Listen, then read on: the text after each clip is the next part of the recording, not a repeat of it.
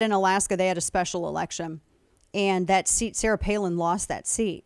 She ended up losing that seat to a Democrat. It's like the first time now, I think, since 1973, that there is going to be a Democrat in that seat. Now, the way that they did the elections, there was really weird. And I do think that there might be, I think there's something to it. I have some of my more moderate Republican friends that disagree with us, but I don't know about that. I don't know if I think that they're correct. But the seat, she lost to Democrat Mary Peltola. And they had changed, I think, in 2020, the way that they held their, how they did ranked choice voting. So that's when voters rank the candidates that they like, and then they begin eliminating the candidates based on the number of first choice preferences they received. Isn't that kind of weird? Is that weird? Why that way of voting? It's kind of weird, right? I was reading about this, the ranked choice, and it's a new way of doing it. It's a real new way that they've done it, because this is not something that they've had for a while. But I don't know. It's just kind of weird that's she ended up losing to this Democrat. So she lost.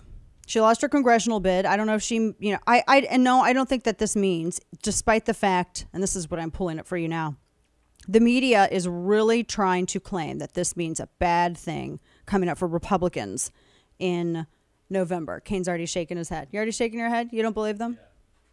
Well, I mean, she barely campaigned, honestly. Palin? Yeah.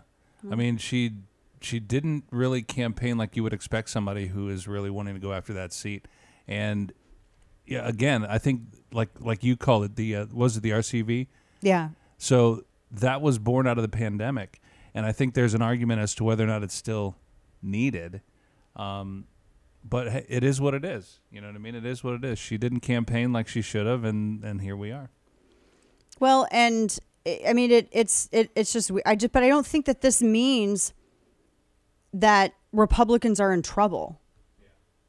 Yeah. I don't think that and I don't know if I can say that it was unfair. There was apparently, the reason that she lost is because the other Republican on the ballot, Nick Begich, I don't know.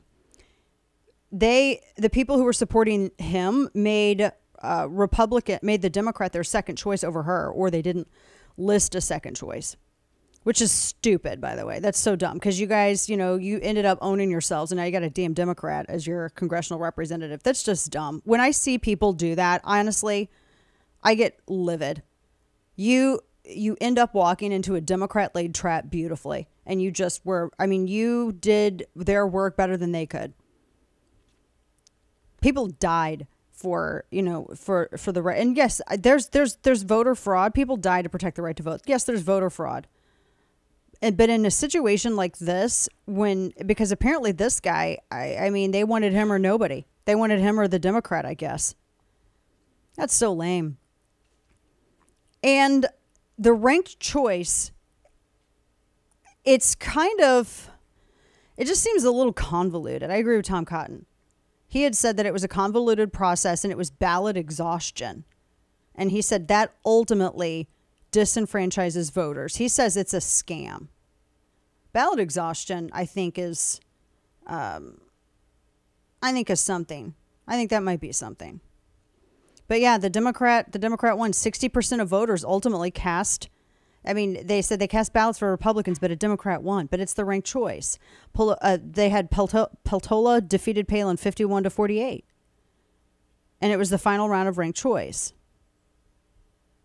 I don't know. I do think that there's something to the ballot exhaustion to keep having to do it. I do get that. I think that there's something, but you got to keep your people motivated. People should just be, here's the thing, candidates shouldn't have to keep people motivated. I hate that this is like a talking point every election. Oh, we got to keep our voters motivated. Look, simply wanting to not have someone horrible represent you should be enough to keep you motivated, right? But contrary to this does not mean that Republicans are in trouble across the nation. It really doesn't. I know the media is going with that. You're going to see a lot of it. That's not what it means.